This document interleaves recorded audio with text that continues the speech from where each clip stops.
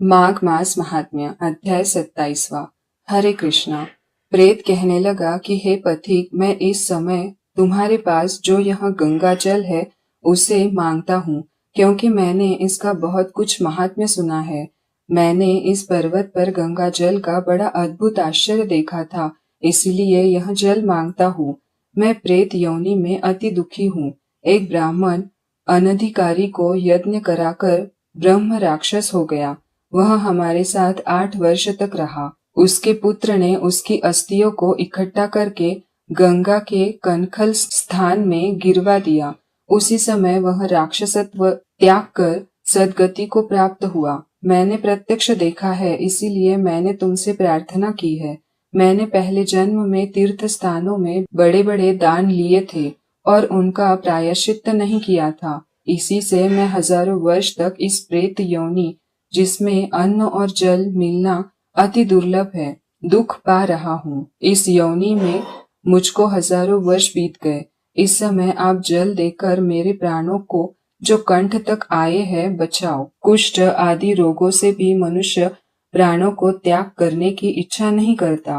देवदूती कहने लगे कि ऐसे उस प्रेत के वचन सुनकर वह ब्राह्मण बड़ा विस्मित हुआ और वह अपने मन में विचारने लगा कि संसार में पाप और पुण्य के फल अवश्य आ पड़ते हैं। देव, दानव, मनुष्य, कीड़े मकोड़े भी रोगों से पीड़ित होते हैं। बाल तथा वृद्धों को मरण, अंधा तथा कुबड़ापन, ऐश्वर्य, दरिद्रता, पांडित्य तथा मूर्खता सब कर्मों से ही होता है। इस कर्म भूमि में जिन्होंने न्याय से धन इकट्ठा किया वह धन्य है। यह सुनकर प्रेत दगदग वाणी में बोला, हे पथिक, मैं जानता हूँ कि आप सर्वज्ञ हैं।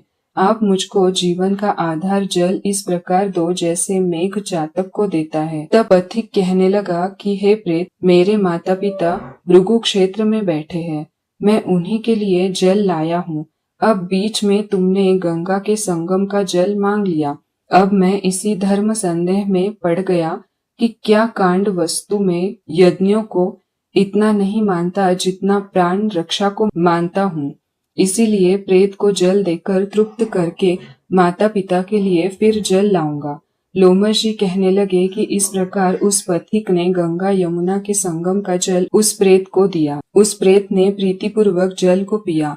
उसी समय वह प्रेत शरीर को छोड़कर दिव्य देहधारी हो गया। ब्राह्मण कहने लगा कि बिंदु मात्र गंगा जल से वह प्रेत मुक्त हो गया। हम समझते हैं कि ब्रह्मा जी भी इस जल के गुण का वर्णन नहीं कर सकते, नहीं तो महादेव जी इस जल को मस्तक पर क्यों धारण करते। इस संसार में जो मनुष्य काया, वाचा और मनसा के पापों से रंग गए हैं, वह गंगा जल के बिना नहीं घुलते।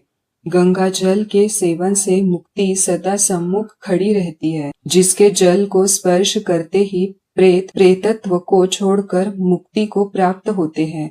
जो गंगा स्नान करता है वह वैष्णव पद को प्राप्त होता है। यदि संबंधी लोग गंगा जल से तर्पण करें तो नरक में रहने वाले पितर लोग स्वर्ग में चले जाते हैं और स्वर्ग में रहते हुए ब्रह्मत्व को प्राप्त होते हैं। गंगा जल के समान और कोई मुक्ति का साधन नहीं। वह प्रेत वहां से चला गया और एक मास में जब माघ मास आया तो उसने सुने हुए प्रयाग महात्म्य के अनुसार गंगा यमुना के संगम पर स्नान करके पिशाच शरीर को धारण कर भक्ति पूर्वक नारायण की स्तुति करता हुआ वह द्रविड़ देश का राजा गंधर्वों से सेवित उत्तम विमान पर बैठकर इंद्रपुरी को गया। सो हे द्विज, यह इतिहास पापों का जल्दी ही नाश करता है।